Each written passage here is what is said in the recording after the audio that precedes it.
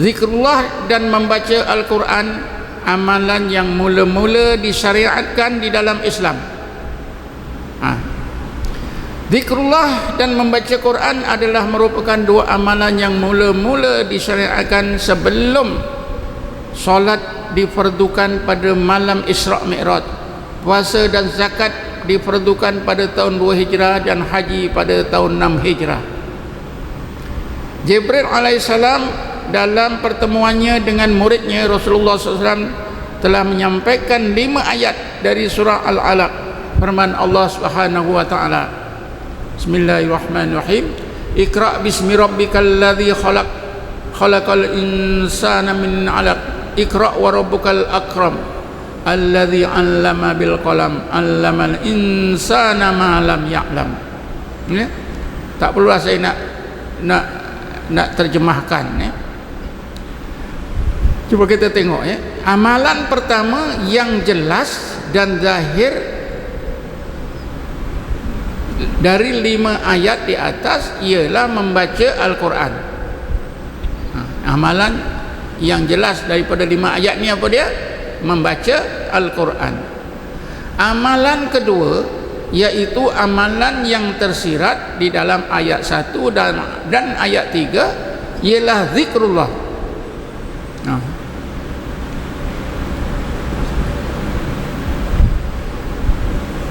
5 ayat ni tuan-tuan, ayat pertama, ayat ketiga, ya, zahirnya Allah suruh kita baca Quran, ya.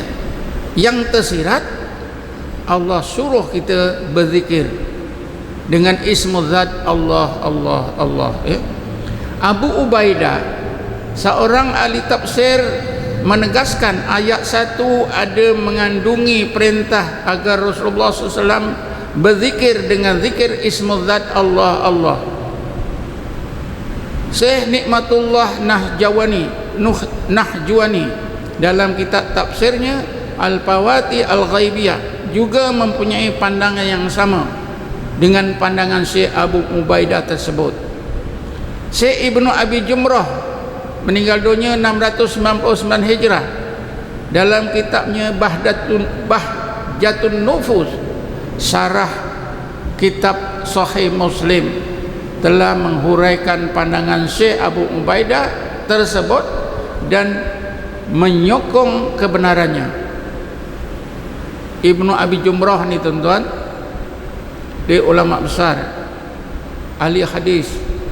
Dialah yang salah seorang ahli hadis yang mensyarahkan Sahih Muslim. Kalau Sahih Bukhari yang syarahkan ialah Ibnu Hajar Asqalani. Ibnu Hajar Asqalani. Jadi kitab Fathul Bari. Tapi Sahih Muslim ni ada berapa orang yang syarahkannya. Antaranya ialah Ibnu Abi Jumrah. Syarah kitab Muslim ini dinamakan Bahjatun Nufus. Tak salah, Ibnu Abi Jumrah ni tak sempat habis syarahkan kitab Sahih Muslim. Dia meninggal dunia pada tahun 699 atau 693, ya. Dia berasal memang orang Mesir dan meninggal dunia di Mesir. Kalau tuan-tuan melawat Kahira atau Kairo, tuan-tuan boleh melawat makam dia. Apa yang penting tuan-tuan, 5 ayat ini itu tadi, ya. Pertama, baca Quran. Kedua, zikir ismu zat Allah, Allah, Allah. Apa yang penting yang perlu kita fikirkan ialah kenapa baca Quran dan zikrullah itu dipilih oleh Allah, dipilih oleh Allah untuk disyariatkan. Maka jawapannya ialah karena dua amalan ini, membaca Quran dan zikrullah, adalah merupakan, ya, asas yang sangat penting bagi agama Islam. Walaupun kita tahu agama Islam tu, rukun agama Islam tu 3, Islam rukunnya 5, iman rukunnya 6, dan ihsan rukunnya 1. Tapi tiga asas Islam ni, Islam, iman dan ihsan ni, Ya, asasnya ialah baca Quran dan zikrullah. Ya, saya tegaskan lagi, membaca Quran dan zikrullah, membaca Quran dan zikrullah adalah asas yang sangat penting bagi membetulkan amalan kita, bagi membetulkan rukun Islam kita, bagi membetulkan rukun iman kita, dan bagi menyampaikan kita ke derajat ihsan. Ya, saya ulang lagi sekali karena penting ya. Membaca Quran dan zikrullah adalah asas yang sangat penting. Bila kita amalkan boleh menyampurnakan ya rukun Islam yang 5, menyampurnakan rukun iman yang 6, dan menyampaikan kita ke derajat ihsan. Baca Quran. Mungkin tuan-tuan ada terbaca di mana? Di Segamat. Saya ada hamba Allah bagi di Segamat. Ada kubur di Alih kubur itu, mayat itu sudah ditanam suami isteri selama 11 tahun ya. Didapati kain kafannya masih baru lagi, kain kafannya masih baru lagi ya. Rupa-rupanya suami isteri ini memang selalu baca Quran, jadi guru Quran, mengajar Quran ya. Saya tegaskan,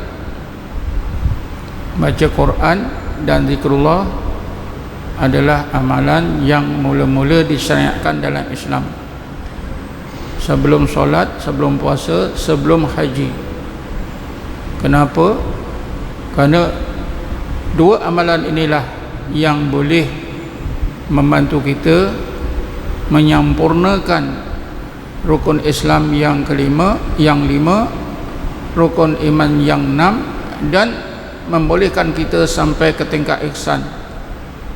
Dari sudut lain, dengan baca Quran dan zikrullah ya, kita akan mampu menggunakan akal kita dan hati kita. Baca Quran insya-Allah boleh membantu akal kita, zikrullah membantu hati kita. Jadi dua amalan ini, ilmu yang zahir, ilmu yang batin, membolehkan kita orang-orang mukmin menggunakan kedua-dua bakat yang Allah sediakan pada setiap manusia, iaitu akal dan hati ya.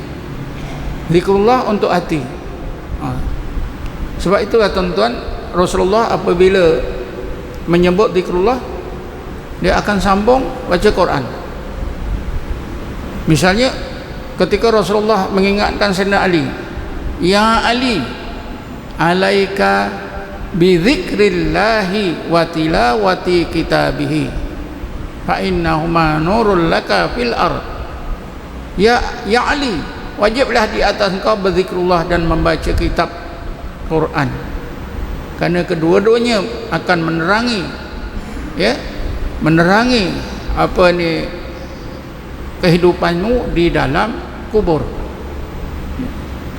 Seorang pejuang muslimin ya, apa ikhwan muslimin, Said Hawa, dia dapati pejuang-pejuang ikhwan ini sudah lemah semangat.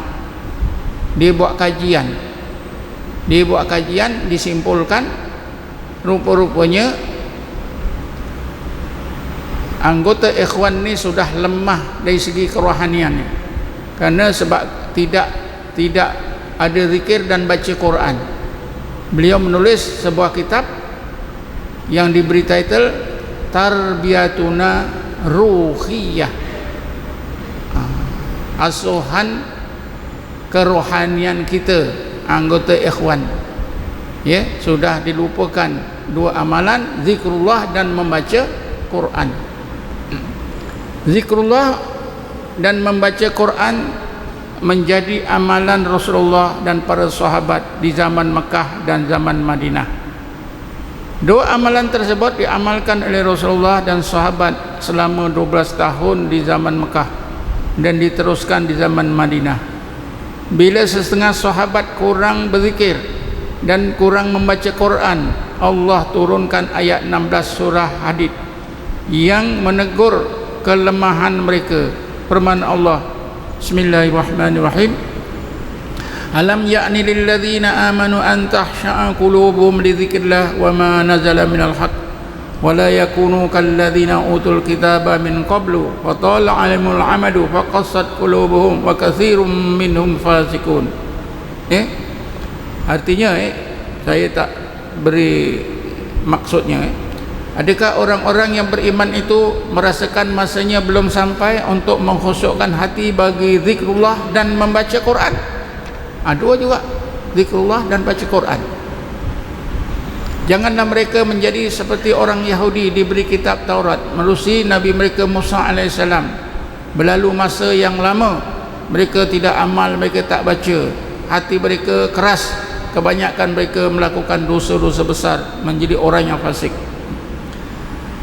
Banyak ayat Quran dan hadis menyentuh mengenai perintah berzikir, galakkan membanyakkan zikir, kelebihan berzikir, kedudukan orang yang memperbanyakkan zikir, balasan baik terhadap ahli zikir, kesan buruk orang yang tidak berzikir, peranan dan kepentingan zikir dan sebagainya lagi.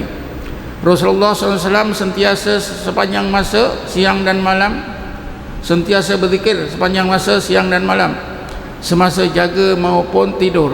Baginda sallallahu alaihi wasallam juga mengajarkan para sahabat amalan zikrullah. Ada setengah sahabat yang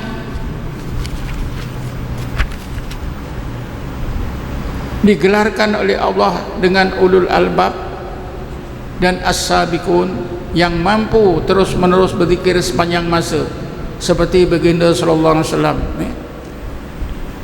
Di bawah nanti ada ayat 191 surah Al-Imran dan apa itu as-sabiqun itu dalam surah Al-Waqi'ah. As-sabiqun as-sabiqun ulaikal muqarrabun, ayat 10 dan ayat 11 surah Waqi'ah.